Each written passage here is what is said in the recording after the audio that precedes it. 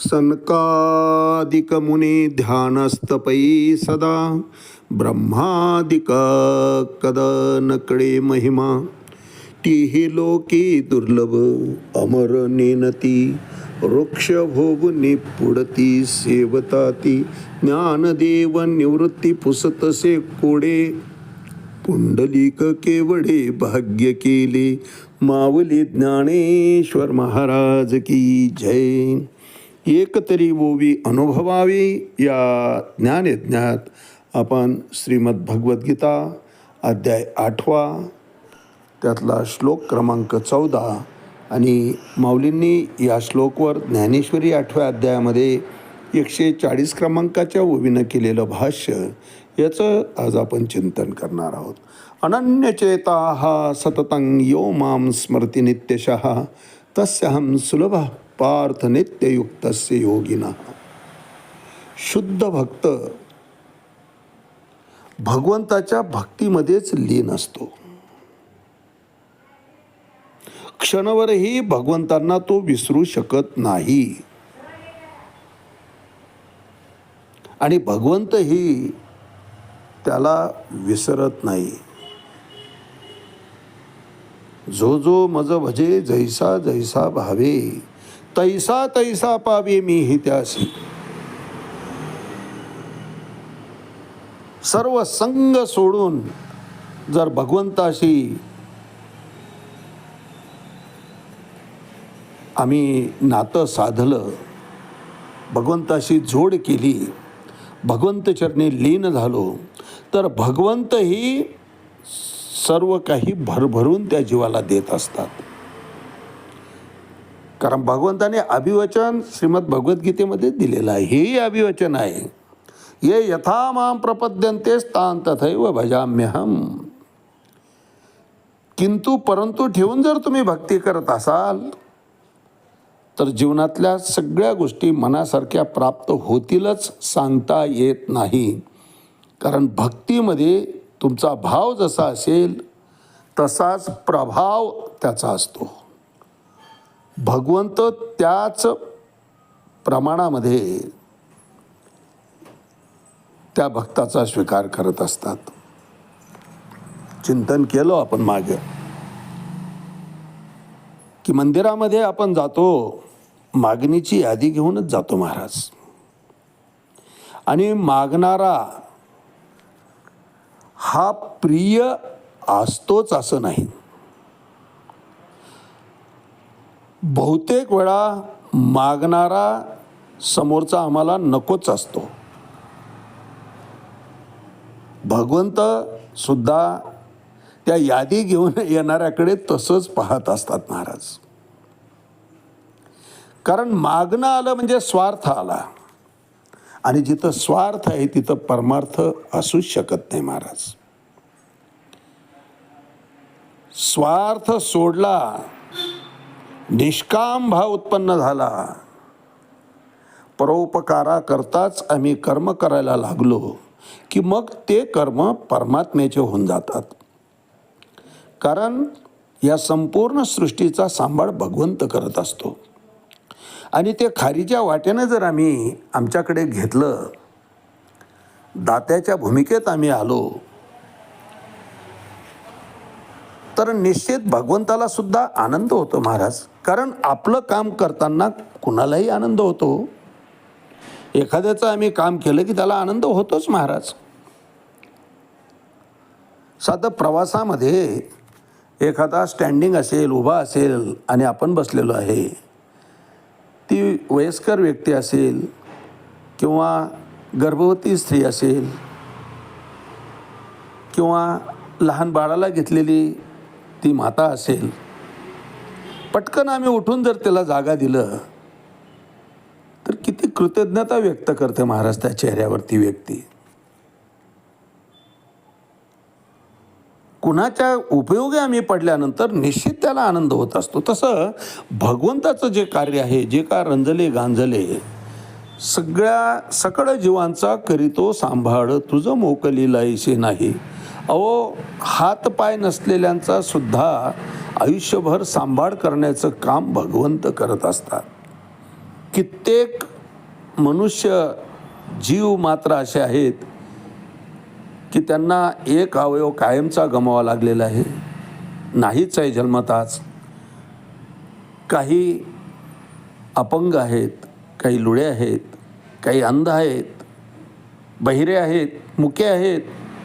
सगळ्यांचा सांभाळ भगवंत करतो आणि प्रत्येकाला त्याच्या मदतनीस म्हणून बरोबर ती व्यवस्था केलेली असते.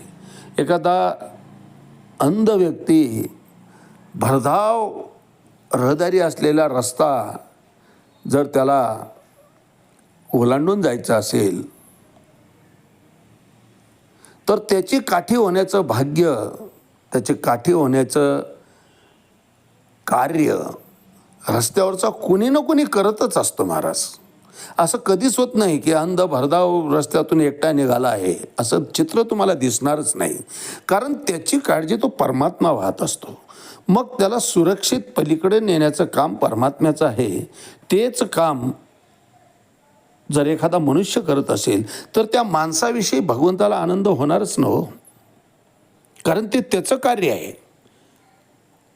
त्याला आयुष्य जितकं घालून दिलेलं आहे तितकं आयुष्य जगण्याकरता प्राप्त परिस्थिती त्याला मिळवून देणं ही व्यवस्था, ही सिस्टीम भगवंताची आहे.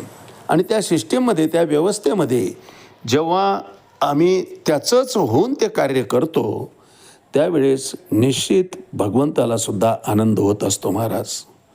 फक्त दान केल्यानंच परोपकार होतो असं नाही आहे. काही दिल्या घेतल्यानंच परोपकार होतो असं नाही आहे. जवळ धनसंपदा नसेल, दारिद्र्य असेल तर आम्ही काहीच करू शकत नाही असं नाही आहे महाराज. करता येण्यासारखं खूप काही आहे. मागं चिंतन केलं आपण एक दृष्टांत की तो गिरणी कामगार प्रवास करत असताना प्रत्येक वेळी त्याला बसायला सीट मिळते आहे, कामावून घरी निघालेला आहे आणि प्रत्येक वेळी तो उठतो आहे. शेवटच्या स्टॉपला उतरला, त्या लेखकाला न राहून त्यानं विचारलं, बाबा रे तू सुरुवातीला मला जागा दिली, पुन्हा प्रत्येक स्टॉपला तुला जागा मिळत गेली, पण प्रत्येक स्टॉपला वयोवृद्ध व्यक्ती आली किंवा कोणी आलं तर तू त्याला दुसऱ्याला ती जागा देत राहिला. तू तर थकलेला दिसतो आहे, मग तुला नाही का असं आरामशीर बसावं वाटलं? त्यावेळी त्यानं हसून उत्तर दिलं की म्हणलं माझ्याजवळ या जगताला देण्याकरता, या विश्वाला देण्याकरता काहीच नाही. माझ्या कुटुंबाचा चरितार्थ चालेल इतके सुद्धा माझे कमाई नाही आहे, माझं उत्पन्न नाही आहे. मग मी निदान हे तरी करू शकतो ना. खूप काही करण्यासारखं आहे महाराज. ती दृष्टी आम्हाला प्राप्त व्हायला पाहिजे आणि त्या दृष्टीनं आमची मानसिकता निर्माण होऊन आम्ही जेव्हा अशा प्रकारचे कार्य करायला लागतो त्यावेळेस निश्चित स्वतःला समाधान होतंच होतं, परंतु त्या परमात्म्याला सुद्धा समाधान होत असतं आणि त्याची नोंद तो घेत असतो. आणि अशा पद्धतीनं जो या विश्वामध्ये जगतो, खारीचा वाटा घेऊन जगताच्या कल्याणाकरता काही ना काही करत असतो, अशा माणसाचा भगवंत सुद्धा स्वीकार करतो.